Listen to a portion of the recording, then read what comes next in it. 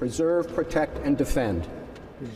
দ্বিতীয় দফায় হোয়াইট হাউসের মসনদে বসেই বিতর্কের মুখেই বিভিন্ন ইস্যুতে একের পর এক কঠোর সিদ্ধান্ত নিচ্ছেন মার্কিন প্রেসিডেন্ট ডোনাল্ড ট্রাম্প। অভিবাসীদের বিতাড়িত করার পর এবার বিদেশি শিক্ষার্থীদের উপর খড়গ চালাচ্ছেন তিনি। এরই মধ্যে বিশ্বজুড়ে বিদেশি শিক্ষার্থীদের ভিসা কার্যক্রম স্থগিত করেছে যুক্তরাষ্ট্র। এর আগে হার্ভার্ড বিশ্ববিদ্যালয়ে বিদেশি শিক্ষার্থী ভর্তিতে নিষেধাজ্ঞা আরোপের পাশাপাশি বিশাল অঙ্কের তহবিল ও অর্থায়ন আটকে দেন ট্রাম্প। প্রতিবাদে এরই মধ্যে ট্রাম্প প্রশাসনের বিরুদ্ধে মামলা করেছে হার্ভার্ড প্রশাসন। এবার ট্রাম্পের চোখে পড়েছে দেশটিতে অধ্যয়নরত চীনা শিক্ষার্থীদের উপর। মার্কিন পররাষ্ট্রমন্ত্রী মার্কো রুবিও এক বিবৃতিতে জানান, চীনা শিক্ষার্থীদের ভিসা বাতিল করা হবে। শুধু তাই নয়, চীনা কমিউনিস্ট পার্টির সঙ্গে সম্পৃক্ত বা সংবেদনশীল বিষয়ে পড়াশোনা করা শিক্ষার্থীদের ক্ষেত্রেও তা প্রযোজ্য হবে বলেও জানানো হয়।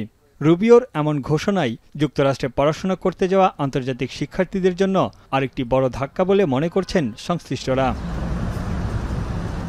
বিশ্লেষকরা বলছেন, ট্রাম্প প্রশাসনের নেওয়া পদক্ষেপে মার্কিন বিশ্ববিদ্যালয়গুলোর আয়ের অন্যতম উৎস বন্ধ হয়ে যাবে।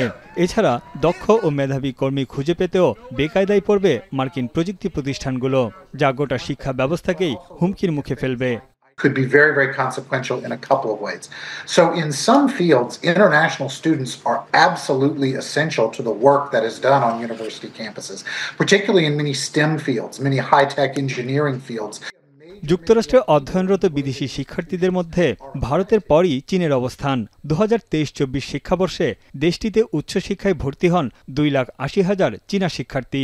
মার্কিন অর্থনীতিতে তাদের অবদান প্রায় $5,000 কোটি মার্কিন ডলার। এ অবস্থায় স্বাভাবিক শিক্ষা কার্যক্রমে যুক্তরাষ্ট্রের বাধা দেওয়া উচিত নয় বলে মন্তব্য করেছে চীনের পররাষ্ট্র মন্ত্রণালয়।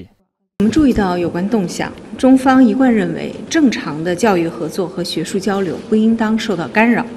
我们敦促美方切实保障包括中国留学生在内的各国留学生的。এখানেই ক্ষান্ত হয়নি ট্রাম্প প্রশাসন। ভবিষ্যতে চীন ও হংকং থেকে আসা সব ধরনের ভিসার আবেদন আরও কঠোরভাবে যাচাইয়ে পদক্ষেপ নেওয়া হয়েছে। মার্কিন পররাষ্ট্র দপ্তর জানায়, নতুন ভিসা নীতি চীনকে নয়, অগ্রাধিকার দেবে যুক্তরাষ্ট্রকে।